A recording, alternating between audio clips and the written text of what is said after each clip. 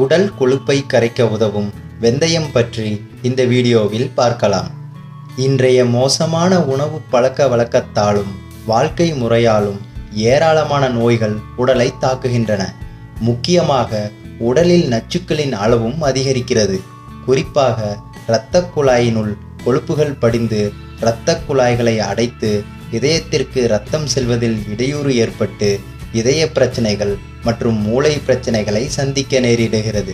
இப்படி இரத்த குழாயினுள் தேங்கும் கொழுப்புகளை கரைக்க மருந்து மாத்திரைகள் மட்டுமின்றி பல்வேறு உணவுகளும் பானங்களும் உதவுகின்றன. மருந்து மாத்திரைகள் கூட சில சமயங்களில் பக்க விளைவுகளை உண்டாக்கும். ஆனால் இயற்கை பானங்களும் உணவுகளும் எந்த பக்க விளைவுகளையும் ஏற்படுத்தாது.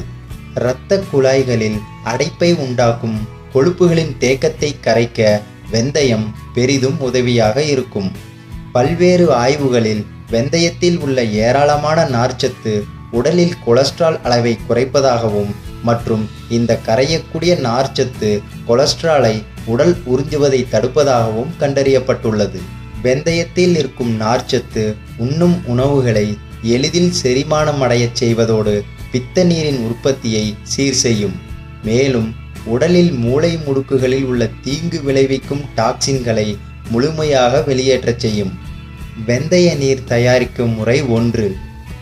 1 கப் நீரில் 1 டீஸ்பூன் வெந்தயத்தை போட்டு 5 நிமிடம் கொதிக்க வைத்து இறக்கி தேன் கலந்து தினமும் 2 முறை குடிக்க வேண்டும்.